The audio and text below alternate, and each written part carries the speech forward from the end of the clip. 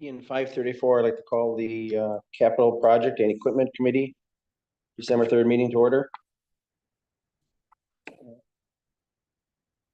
Any changes in the agenda? Looking for a motion. So move. Motion made by Mr. Barrington, second by Mr. Dorsey to adopt the agenda as presented. Any further discussion? All in favor signify by saying aye. Aye. Opposed? Motion carried. Next, let's review the 2026 through 2034 capital equipment and project schedule. Judy? All right, so, first, Chad, I wanna go to, this one does not include, oh, it does have the total page. This is the Excel. Okay, perfect. So I'd like to just show you all of the work that everyone puts in to get this put together. You can see that we go out 10 years. And I know it's a lot, and usually the first 5 years are when you're not so cloudy, and then it kind of gets cloudy as you move out to 10 years. But I can tell you that there's a lot of places that I use this, and one is in bonding.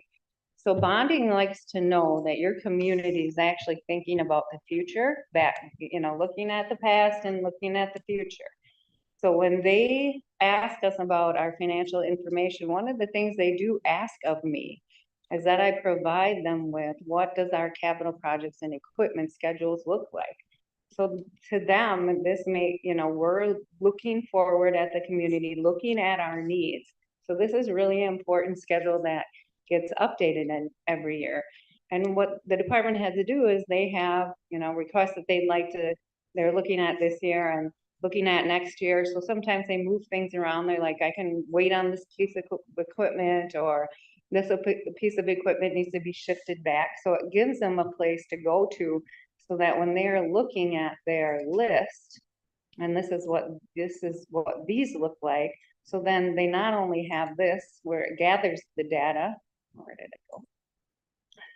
Then they have each year where they actually list the items that they're looking for. And one of the things that have been added is they actually have the year of the vehicle. Because I know that one time it was just listed as a vehicle. I kind of need to know how old that vehicle is, so that when the committee's making decisions, they can say, oh, that makes sense, it's 10 years old, or whatever that looks like.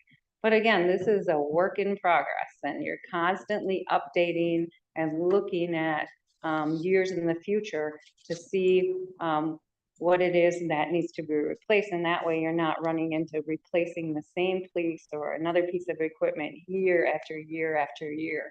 You're kind of staggering those for the 10 years.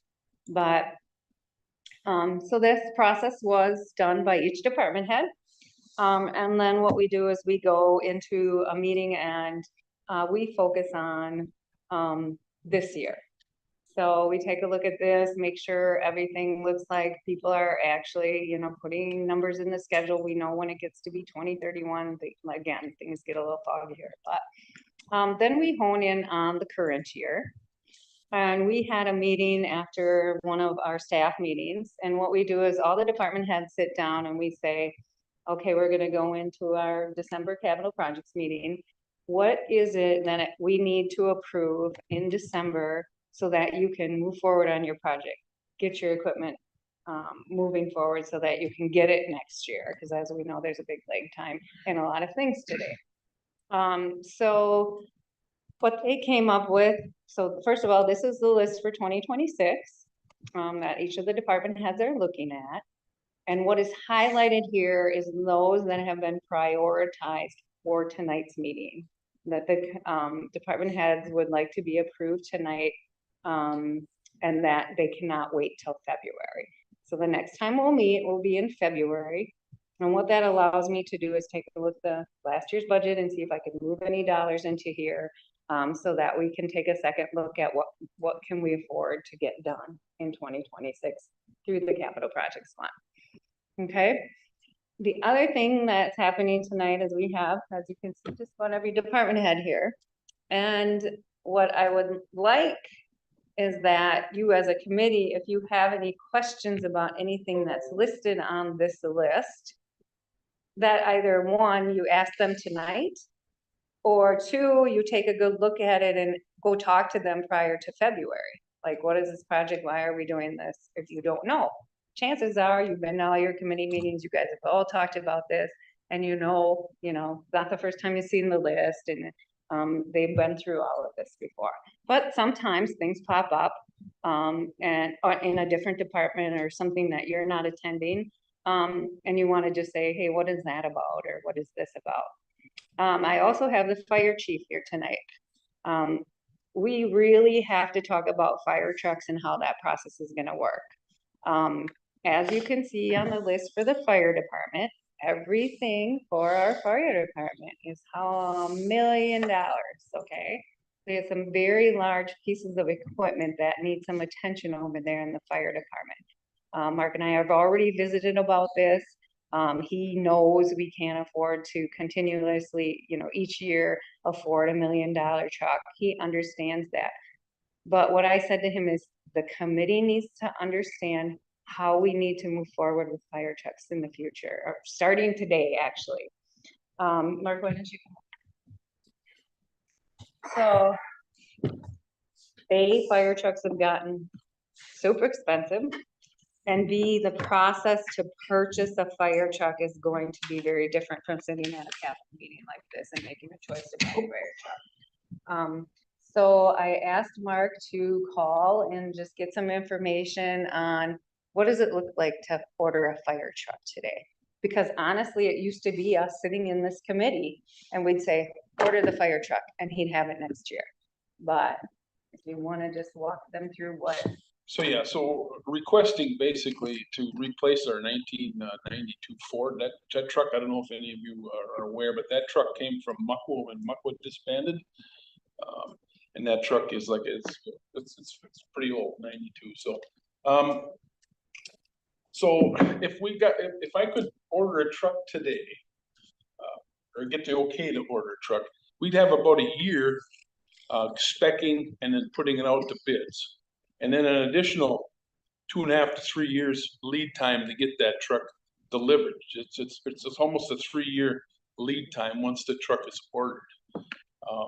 For instance, if we ordered a chassis today, we might get it by the fourth quarter of 2026 and probably not till the first quarter of 2027. So that's how backed up everything is.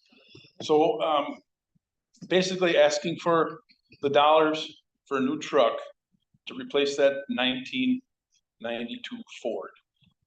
So like I said, we got almost 4 years before if we started today, the truck wouldn't be delivered for about 4 years. So the idea is trying to get this rolling and get the okay from the committee to actually start the speccing process and the bidding process, just because it just takes so long.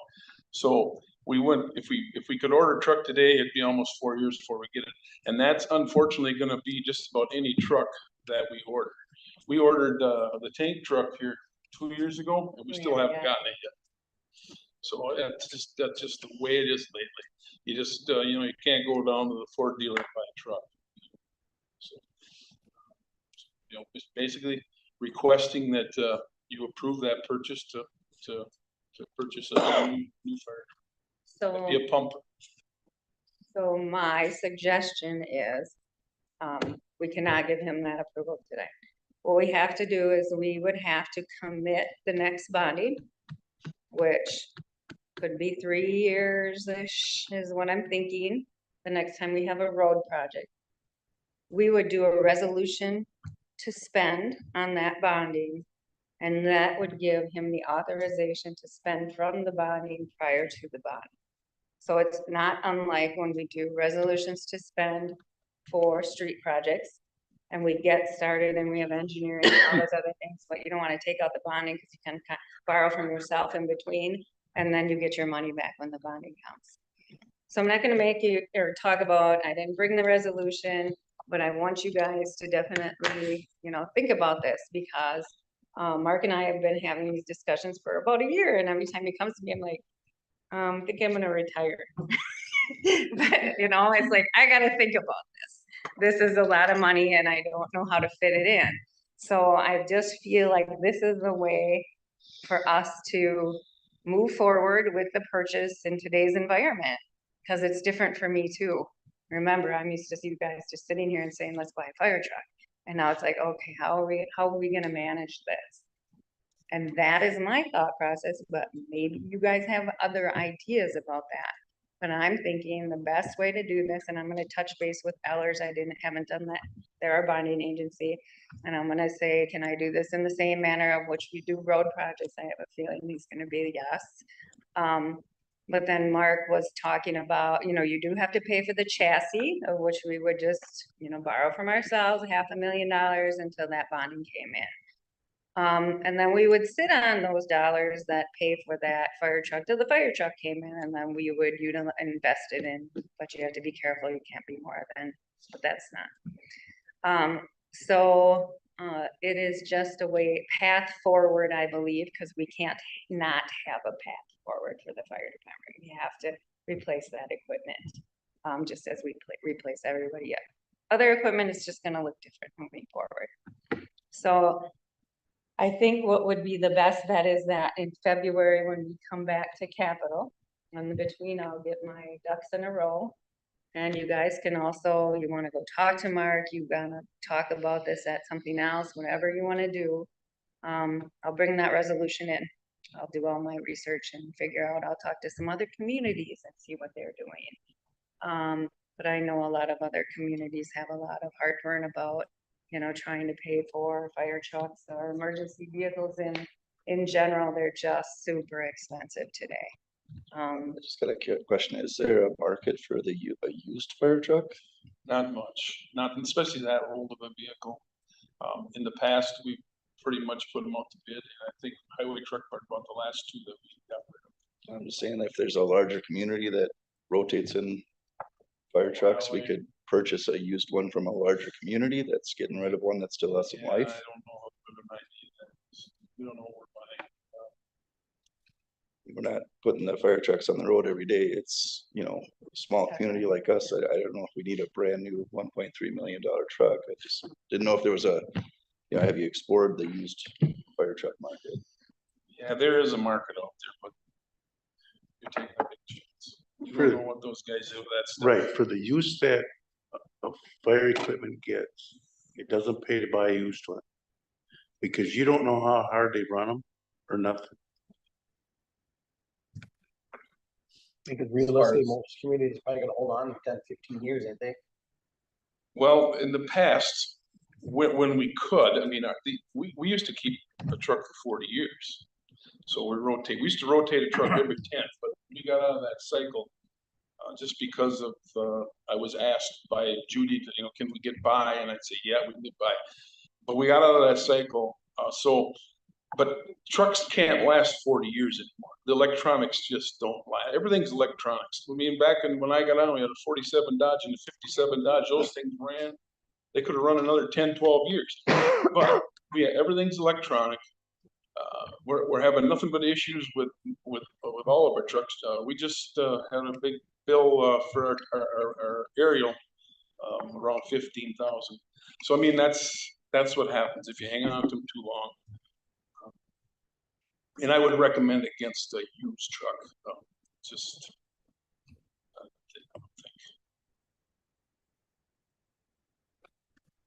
There's no way they can do like they did with the sewage truck, put funds away for it, like say this year, capital projects allocate so much. I mean, I'm sure you have to have an initial down payment for like the chassis before they'll even start working on it. $500,000, yeah.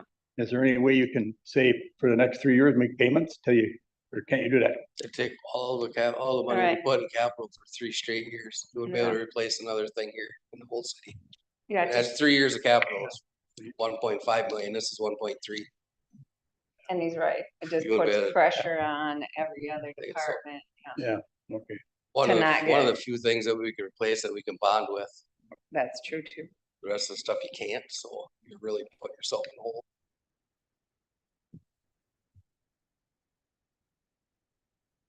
So I just thought it was really important that Mark show up here tonight and talk to you about that, because again, it's been we've been talking about this probably a couple years now, and it's like, I don't, I ask my constituents when I go to meetings, what are you guys doing? And everyone's like, you just gotta, But the other two on that first list, you'd have to, for next year and the year after, that's just a pipe dream, right? what's that? The other two Oh, fire yes. trucks that were up He there. knows that, he knows that I said we can't do year after year, and we already talked about that.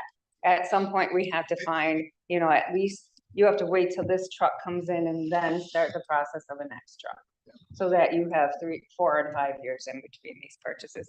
Yes, we've already had that discussion. There's no grant funding out there for fire trucks. Unfortunately not. We've looked into it. Maybe that would be, I don't know if the grant writer actually does research on that kind of stuff. Some of the Maybe. equipment you can find, life-saving equipment type things, but I haven't seen, I'll talk to Peyton about that, but I haven't seen anything for a truck per se. Yeah, maybe some replacement equipment for the truck. Yeah. You might be able- Or scuba equipment Scuba or equipment, stuff yeah. like We that. got a grant writer, let's have her.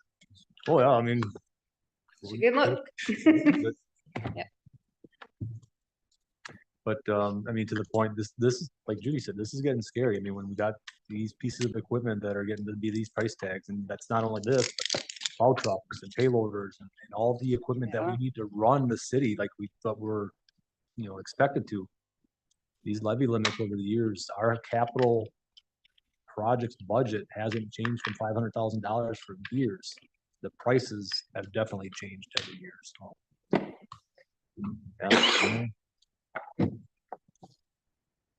Yeah. Bring it back in February, and then we'll bring the resolution in, and you guys can, again, do your research, talk, come in and talk to us. If there's anything you have heard or anything else that you think we should look at, please come and visit us. But otherwise, the plan will be to bring that resolution to spend in, and then Mark will move forward on starting to spec that piece of equipment that we'll see in 4 years. Okay. Okay, thank you for your consideration. I do appreciate it. Thanks, Mark. Have a good night.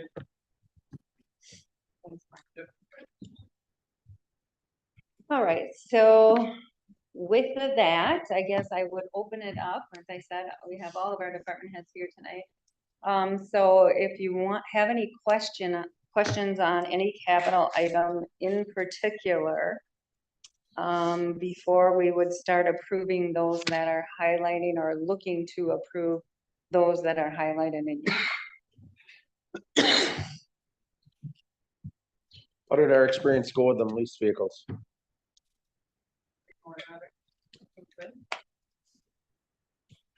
So far, everything's good. I have yearly reports on use. To get the gist of how the whole program works, it won't be until that first turnover cycle. And usually it's at least at the 3-year mark.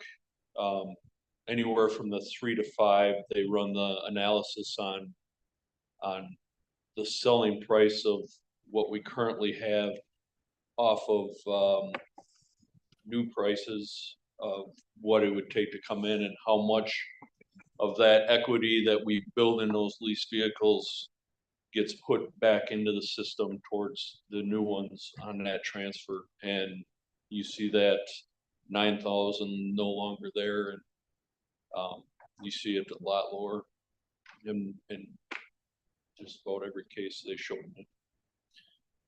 Okay, thanks. Do you have any other questions on any of the Uh, highlighted? Police cars have gone up quite a bit. I think it was 100,000 last year. Josh, why don't you come up to a microphone?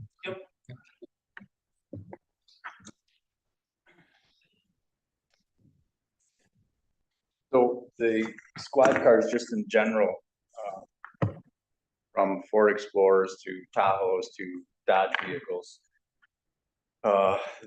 The base price for Explorers had went up to $100,000 before before you set them up as a squad car. So that price went up just by itself for the squad cars.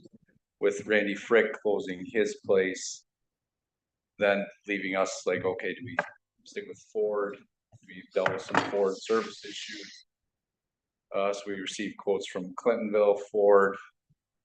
We talked to Danny Plock about Tahoe, switching to Tahoes. We did our research, we went over to Fox Crossing and looked at their fleet, which was a mixed fleet. We talked to Wapaka County, which uses extensive Tahoes. The quote is for the Tahoes at Chevy. One, Wapaka has bought from Plock 9 Tahoes for the last 4 years, so 36 cars. They have $0 in broke down maintenance. Their warranty is better than Ford's. Their maintenance costs are tires, brakes, the wear down. If I'm gonna spend $100,000 on vehicles, I'd like to spend that money in the city, keep our money local. Researching Waiwiga actually bought another Tahoe because it's cheaper to run the Tahoes than the Fords just on the maintenance piece. Wapaka County does have some Fords in their fleet. They're actually taking them to Stevens Point just for reliable service. We've been dealing with either Winneconne for service on our Fords or Clintonville. And we've tried Hortonville and we haven't had good luck with those service places. So I understand that the cost is more. The resale on the Tahoes, when we get to that point, will be better than what we're getting on Ford Explorers. And just an idea on the warranty piece. If our fleet was all Chevys, everyone except one would be under warranty still. And right now, none of our Fords are under warranty. Just because of the mileage piece that we reach. I like the idea of being able to go tell Danny Plock if there's a problem right to his face versus trying to find somebody at a Ford dealership in Milwaukee or so. Yes, the price is a little higher, but keeping our business local, and the result of doing this way this time will allow us 2 more fully functional squad cars. Right now, the SRO cars are half furnished. They aren't fully furnished squad cars, so this change would allow us 2 more functional squad cars. Thank you. Yep, you're welcome. You said that the maintenance is a lot less going with the Tahoes? So because the warranty would last the life we Okay. have the vehicle. Okay, Yep, so we would probably get rid of the intensive use vehicles with the warranty still on them. And you said in your research that the other ones have 0 maintenance fees other than the upkeep of the tires, brakes. correct? So, correct, so Wapaka County over the last 4 years, their 36 Tahoes they bought have had 0 maintenance cost other than the tires, brakes, wear down maintenance. what's our maintenance fees been per year about? Well, we just spent $2,000 on, tires. Yeah, I guess I don't have that number. So.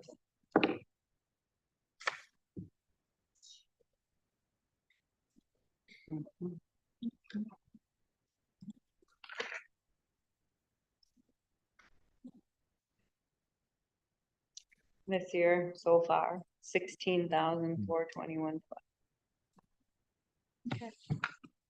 Thank you. If I remember correctly, we had a discussion in the past when we went to the leasing of the vehicles that when we were getting handed down vehicles from the police department, they were already almost too far into safety issues. And that's what Right. the discussion led to getting lease vehicles. So this might be another option in the future to parallel, see what we're doing, that maybe we can retain those vehicles for a longer lifespan.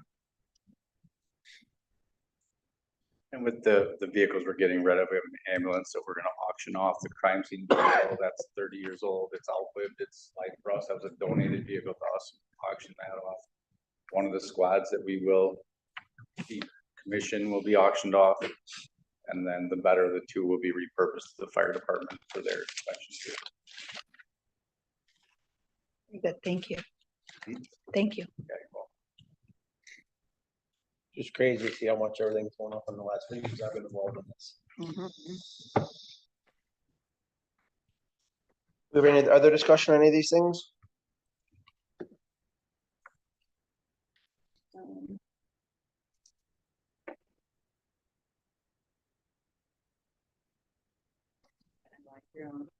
Why don't you talk about the 2 other highlighted ones, go up the maintenance, computer maintenance? those are the ones we're talking about. Yeah. Considering tonight, so. Yeah, so, the yearly computer, again, this is exactly what we've been talking about, is normally we take, 34,000, or I think it was even 32 out of maintenance account and just fund this, but now we can see that our computer licensing new is up to $50,000, close to this coming up here in 26. So what I'm requesting is we continue to take this part out of maintenance, but for this budget, it would be $15,000 to make ends meet for the increase within that budget. The other thing is the Shawano Street to gazebo and along X is Hatton Park Trail. And in order for Ginger to move forward with a grant, that is an 80-20 grant. The total cost of that project is $147,188. What we're asking for approval is if the grant is accepted and we get the money, we need $29,437 to pay the difference. So that's why that's sitting funny over here with a asterisk next to it. So it's not the total dollar amount, it's smaller than what's on the list, but I'd like to have all those things so that that's history for me when I look next year, I know what I did. So, and you guys too. Ginger, should that be River Trail Park, not Hatton Park? Oh, did I do something? So that portion actually is just from Shawano Street to the existing trail that was put in this summer. So it's And- just finalizing that trail. But it's not Hatton Park, right? No, correct. Yep, so this Yeah. is, That was part of the conversation initially, and now, because that price was so huge, I cut it in half. We'll do that some other time. so that should actually be like the River Trail Yes. on Riverside Park. Yes. Got Be going with concrete as well. Yeah, it'll just be a match of the existing trail. We're actually going to try to mitigate that situation where it's underwater a lot of the time. So we're gonna be doing some potential, I don't know if we'll do a land acquisition, but we'll definitely do some talks with the communities or the businesses along there as well for easement for their property. So that will cost a little bit more than engineering. Any other questions? Questions on the computer? I think Missy's here. Yep. Any questions on any of the computer stuff? I got a question on the computer stuff. The technology's changing Thanks, Chief. quite a bit. And these software updates and fees and all of that, are we gonna get to a point ever where we don't have to be dealing with that kind of stuff, or? I With mean, license fees? yeah, I mean, we're to a Unfortunately- time where we can save things to the cloud. Yeah, all these different, we're in an app era now, we're in a different thing than. I don't know, technology seems to be changing. So rapidly and stuff that it almost doesn't even make sense to. Are some of these programs absolutely necessary, or do we really need some of these? The programs that we have, we do use. Unfortunately, when you say the cloud, I get scared because of the fact that the cloud can be easily hacked into, and people take things from the cloud. Also, the fact that being on the cloud, if our internet goes down, we're down. So we would have none of our computer information, none of our files, we wouldn't be able to get most of our work done. So that's, when you say cloud, I panic. Yeah, well, Uh, I don't know, I'm just asking. 'cause No, which Coming most- from the private sector, we're being told, no more file servers, no Right. more hard drives, no more of this stuff. Everything you do will be here on out in the cloud. we try as much as we can to get everything hardware based. So we've got our servers, we can virtualize our servers to take a lot of the programs and put them on there instead of having a mass amount of servers. Servers cost more money, so we try to put more items onto those servers so we can minimize the amount that way. License fees, we used to be able to have a perpetual license fee for a lot of things where you would get one license fee and it would last you as long as you had that program.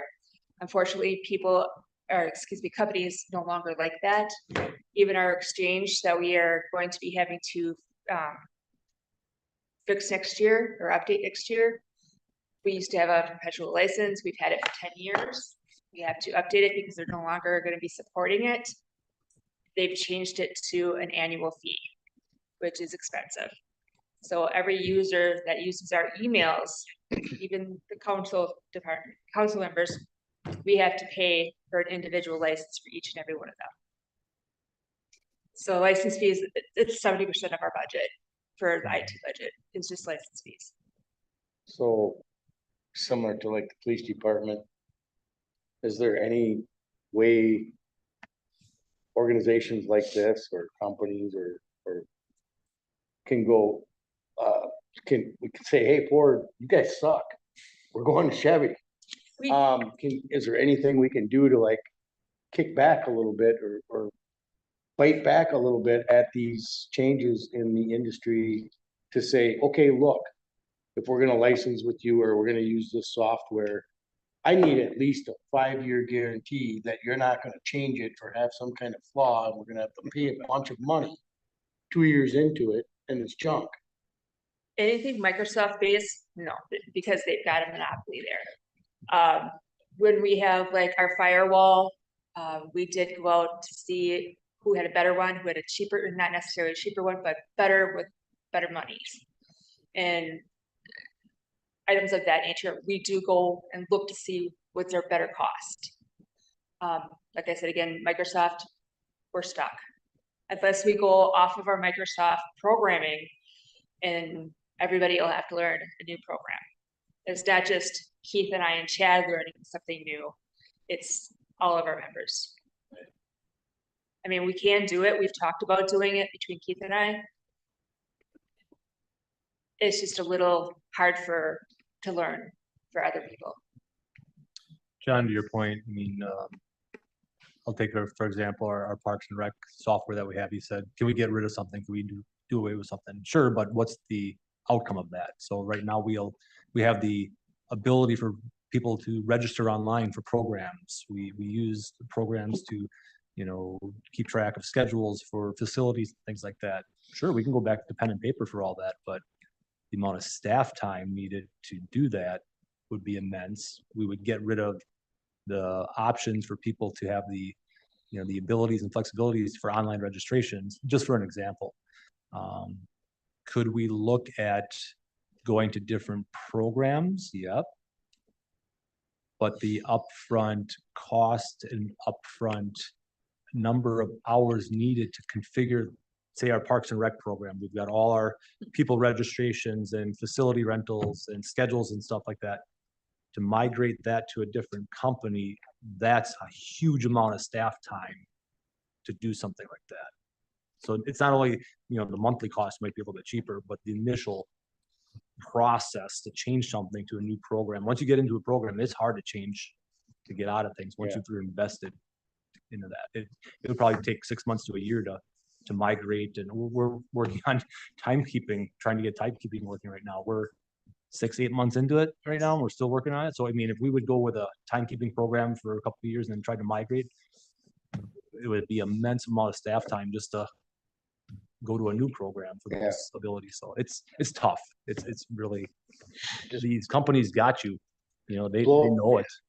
It blows my mind as a capitalist free enterprise society, that great society that America is, that a situation like this where they've really got the entire country, businesses, municipalities, governments over a barrel, and nobody's crying wolf about it. Nobody's saying anything.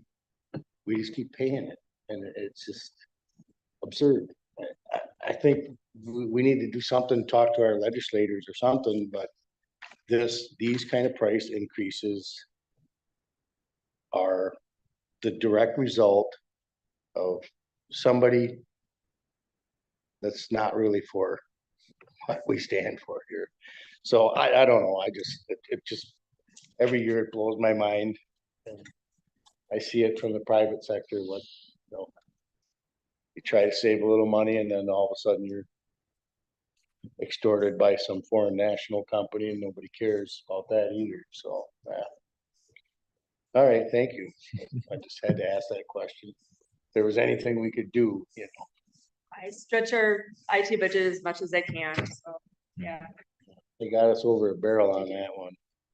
Kind of like you set up a mechanic's garage with all tools that are specific for one type of car, and then when you finally get pushed enough where you want to switch the car, now you got to retool your whole garage, and it's not American in my opinion. It's a shame. So thanks for letting me see that. I hope our taxpayers are paying attention to that too, as the day comes when we're not getting enough funding to really sustain basic operations because of this kind of greed within some corporate entity. So. Thank Anybody you. else have anything for Missy or any other subject? Seeing that, thanks, Missy. Any further discussion? Seeing none, we'll move into the approval of the 2026 capital equipment project purchases. I would like to make a motion for 4 enterprise lease vehicles. One for the public works, one for the park and rec, one for the municipal building, and one for the building inspection at $9,120 a piece for a grand total of $36,480. Made second, Mr. Dorsey. The approval of the 4 vehicles for $36,480. Any further discussion? All in favor signify by saying aye. Aye. Opposed? Motion carried. Next, I'd like to make a motion for the police cars at $145,000. Second. Motion's been made and second. Any further discussion? All in favor signify by saying aye. Aye. Opposed? Motion carried. Next, I'd like to go into the yearly computer replace new license renewal. $34,680 maintenance account of $49,060. Second. Actually, Doing Judy, is that right? 15,000, right? That's what I was wondering if I was supposed to. Yeah, do the 15,000. Okay, that'll be the $15,000 number. Second. Motion made and seconded by Mr. Roberts. Any further discussion? All in favor signify by saying aye. Aye. Opposed? Motion carried. Next, I'll move to the River Trail, Shawano Street to gazebo along Highway X for $29,437. Second. Second. Motion made and seconded by Mr. Roberts. Any further discussion? All in favor signify by saying aye. Aye. Opposed? Motion carried.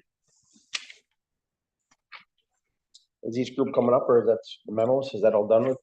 Yep, that's all that. Okay, That was provided in case you wanted to read through that okay. information. Seeing nothing else, I'd like to go to schedule our next meeting and following the finance, February 4th, 2026. That gonna work for everybody? And Judy, we're gonna remind everybody, January, we're more than likely not gonna have a finance meeting. Correct.